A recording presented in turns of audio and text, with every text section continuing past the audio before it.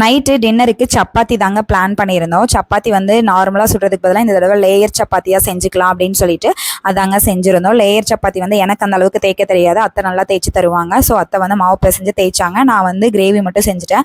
பன்னீர் இருந்துச்சுங்க வீட்டில், சரி அதை வச்சு பன்னீர் புர்ஜி மாதிரி செஞ்சிடலாம் அப்படின்னு சொல்லிட்டு கொஞ்சமாக பச்சை பட்டாணி ஊற வச்சு பன்னீருமே ஆட் பண்ணி சூப்பராக கிரேவி செஞ்சாச்சுங்க. அதுக்கு வந்து லேயர் சப்பாத்தியுமே சூப்பராக சுட்ட எடுத்தாச்சுங்க. நல்லா புசு புசுன்னு ரொம்ப சூப்பராக வந்ததுங்க. பூரியா சப்பாத்தியானே தெரில, ரொம்ப சாஃப்டாகவும் இருந்ததுங்க. மாவு செய்கிறதுல தான் பக்குவம் இருக்குங்க. பட் ஆனால் நல்லா சூப்பராக டேஸ்ட்டாகவுமே இருந்துச்சு. சூப்பராக வந்து நைட்டு டின்னருமே வந்து சப்பாத்தி, பன்னீர் புர்ஜி, வெங்காயம் எல்லாமே வச்சு சூப்பராக சாப்பிட்டாச்சுங்க. அடுத்த நாள் வந்து கோயிலுக்கு போகலாம் அப்படின்னு சொல்லிட்டு கோயிலுக்கு தாங்க ரெடியாகி கிளம்பிட்டு இருந்தோம். நான், பாப்பா, அத்தை, பக்கத்து வீட்டு அக்கா எல்லாருமே கிளம்பி போனாங்க. பக்கத்து வீட்டு இன்னொருத்தவங்க, பாப்பா, தம்பி எல்லாருமே கிளம்பணும். நல்லா பூலாம் கட்டினது இருந்ததுன்னு சொல்லிட்டு நானுமே முல்லைப்பூ வச்சேன். பாப்பாவுக்கு, அத்தைக்கு எல்லாத்துக்கும் மல்லிகைப்பூ, பக்கத்து வீட்டு அக்காவுக்கும் பூ எல்லாமே கொடுத்துட்டு எல்லாரும் கோயிலுக்கு கிளம்பணுங்க. போகிற வழியில் கடையில் நிறுத்தி தேங்காய் பழம், பத்தி, சோடா, எலுமிச்சம்பழம் எல்லாமே வாங்கிக்கிட்டோம். குட்டீஸுக்குமே நல்லா சாக்லேட்லாம் வாங்கி கொடுத்துட்டு கோயிலுக்கு போயிட்டு வந்தாச்சு.